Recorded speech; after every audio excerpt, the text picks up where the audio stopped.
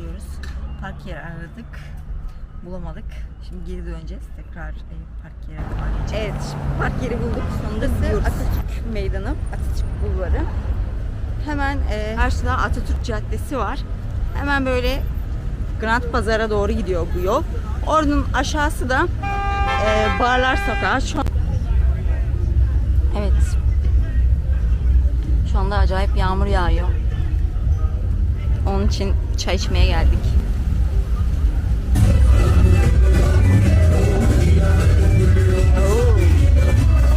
Bunlar çok güzel bir şey ya. Dur bakayım. Burası Grand Pazar. Daha önce de gelmiştim. Biliyorsunuz Fake Pazar olarak geçiyor.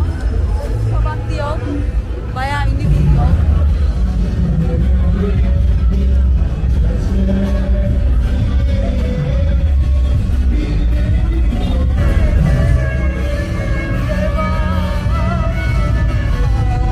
Evet, şu anda canlı müzik gidelim diye düşünüyoruz. Evet. Güzel, yağmur hafif inmeye başladı. Güzel yağmaya başladı.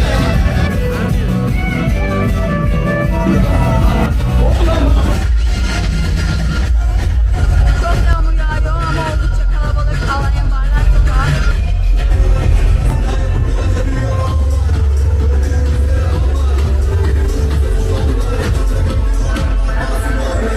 Gördüğünüz gibi çok kalabalık bu akşam ve çok yağmur altında çekiyoruz.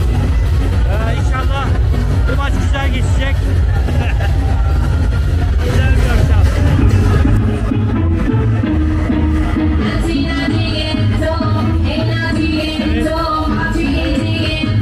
Mekana geldik eğlenmeye. Birinci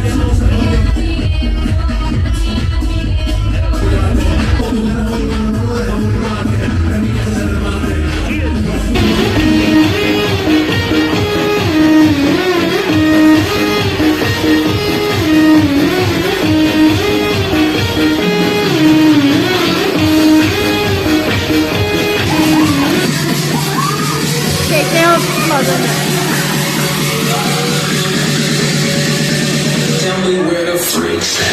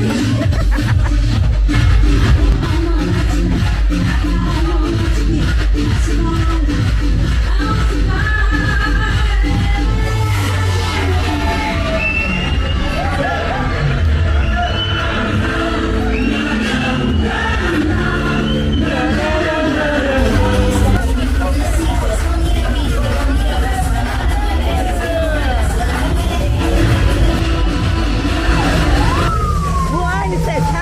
Her sene aynı ses. Var mı dansçı acaba?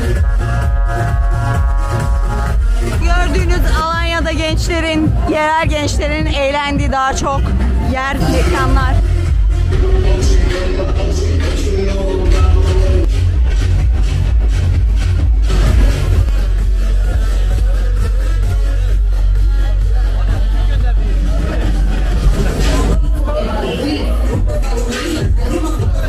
Ne ki böyle?